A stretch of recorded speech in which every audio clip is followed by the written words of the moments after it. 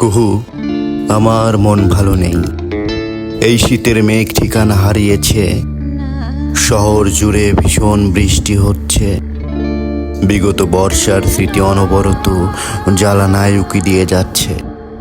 এমন তো নয় যে শহর জুড়ে কখনোই বৃষ্টি হয়নি। তোমাকে হঠাৎ লিখতে ইচ্ছে হলো তোমাকে জানাই, আমার মন ভালো নেই। শীতের সব স্মৃতি চাদরে জড়াতে নেই।